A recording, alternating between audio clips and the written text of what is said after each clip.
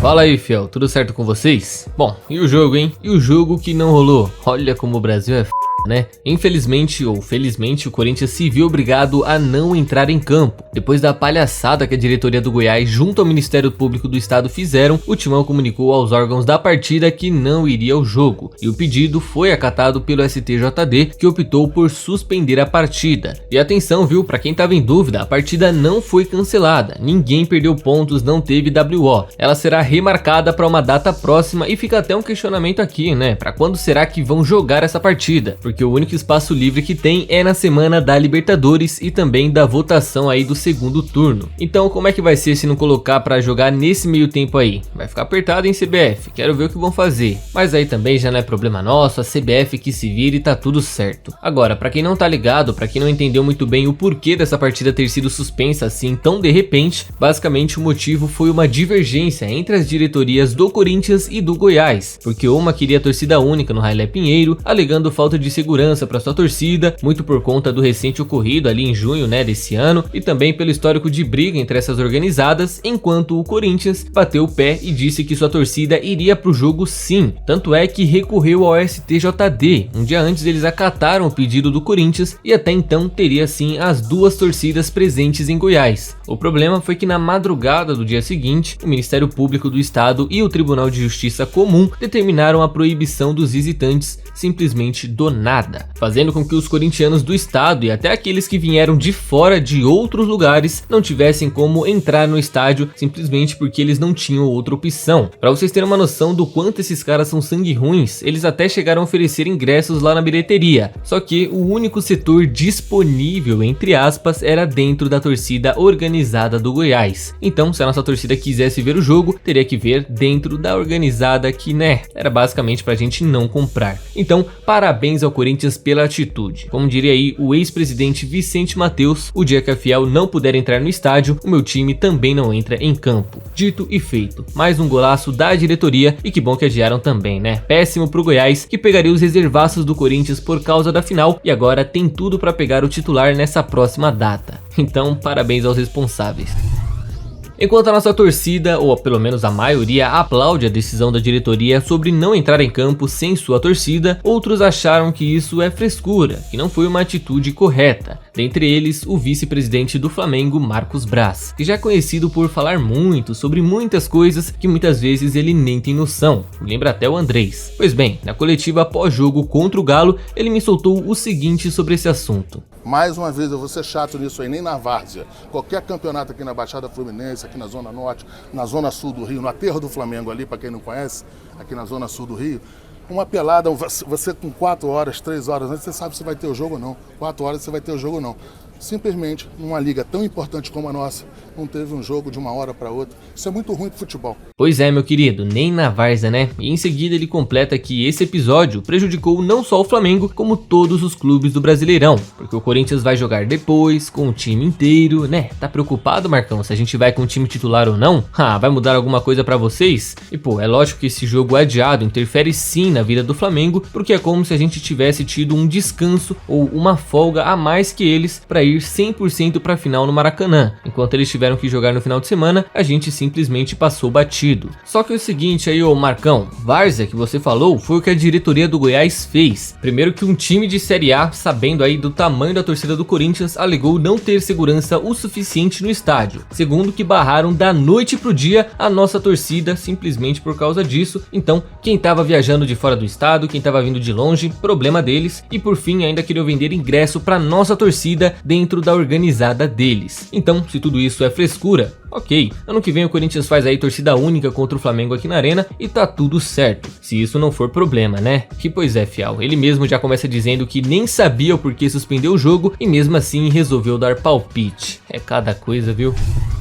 E por falar no Flamengo, o pênalti não marcado para o Corinthians ali na final da Copa do Brasil teve mais um desdobramento nesta semana. Bom, a CBF respondeu aí a cartinha que o Corinthians enviou a ela depois do jogo, falando sobre o ocorrido e fazendo algumas exigências, dizendo que na verdade eles também concordaram com a decisão do Braulio da Silva Machado e com aqueles que estavam operando o VAR. No documento assinado pelo presidente da comissão de arbitragem, a entidade volta a afirmar que houve sim um toque no corpo do Léo Pereira antes da bola bater na mão. E aí não citam também se pega na barriga ou na coxa, mas afirmam que, entre aspas, a bola tem um pequeno resvalo no corpo do defensor, quase que imperceptível antes do toque no braço. E eles até falam depois, né, que esse toque não interfere na normalidade do lance. Então não foi por causa dele que o lance, em tese, foi anulado, mas sim pela mão mesmo, que eles consideraram posição natural, um movimento natural do corpo de uma bola que vem aí de forma inesperada. Ou seja, mais uma contradição da CBF, porque horas depois do jogo, a própria CBF disse que o motivo do lance ter sido anulado foi por causa de um desvio na barriga, e agora estão dizendo que isso seria irrelevante para o lance e que a desculpa na verdade é que o movimento foi natural. Só que o problema, fiel, é que o lance foi anulado diretamente por esse suposto desvio. Então, se não tivesse existido esse suposto desvio, talvez o árbitro teria sim se dirigido ao VAR e a história poderia ter sido diferente. Então, uma pena aí essa falta de critérios da CBF para mão na bola ou bola na mão, que infelizmente segue causando muitos problemas. Inclusive, nesse final de semana, no jogo contra o Galo, teve mais um caso parecido, com a bola batendo no cotovelo do jogador do Flamengo, que novamente nem o juiz e muito menos o VAR se coçaram para algo.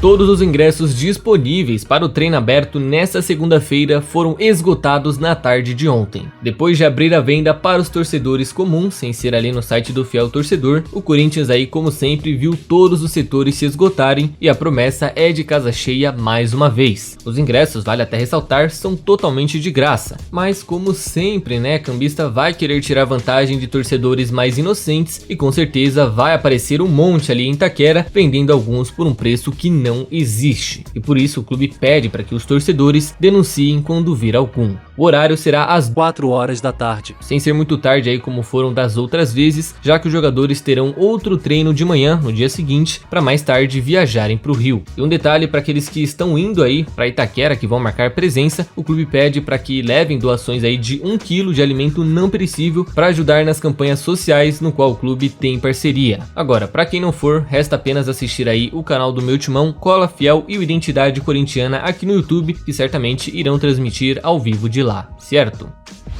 Internamente, o Corinthians já sabe que alguns de seus atuais jogadores não farão parte dos planos para o ano que vem e possivelmente nem de Vitor Pereira, que independente de ficar ou não, participará dos planejamentos do clube. E segundo o portal Lance, alguns desses jogadores que estão praticamente descartados para 2023 seriam Robson Bambu e Bruno Melo, ambos emprestados até o fim desse ano, e os volantes Xavier e Cantillo. Pois é, esses 4 jogadores é quase certeza que não irão continuar no plantel para o ano que vem. Além deles, outros jogadores, e aí já não sei se é mais apuração ou apenas opinião do site, mas segundo o portal, Matheus Vital, Ramiro e Rony possivelmente também serão candidatos a darem as mãos e saírem daqui. Lembrando que o contrato do Ramiro já vai até o fim desse ano e ele não deve renovar, enquanto Vital e Rony é até o fim do ano que vem. E nessa lista eu aproveito para acrescentar aqui também mais 2 jogadores. O atacante Júnior Moraes, que eu já falei sobre ele aqui anteriormente, é um sério candidato a sair principalmente pelo seu custo-benefício, e também o volante Maicon, mas esse infelizmente não é por opção, é mais porque realmente não tem como continuar com ele devido ao seu valor de compra, que deve ultrapassar aí 5, 6 milhões de euros. Então dá pra dizer aí praticamente que 7 dos jogadores que a gente tem hoje no elenco darão adeus no ano que vem. Agora, outra coisa a se ressaltar também é que a folha salarial do Corinthians atualmente gira em torno de 20 milhões de reais. Um pouquinho menos na verdade, mas dá pra arredondar para isso.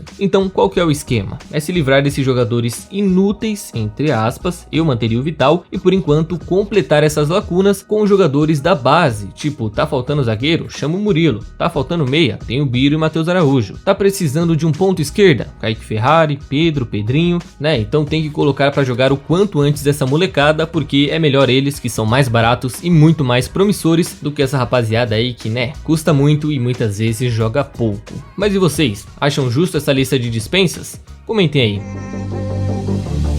Então, fiel, é isso por hoje, e antes de vocês saírem do vídeo, não se esqueça de deixar a curtida e se inscrever no canal, que já vai estar me ajudando demais e vai contribuir para mais vídeos por aqui, certo? Espero vocês numa próxima, tamo junto e vai Corinthians!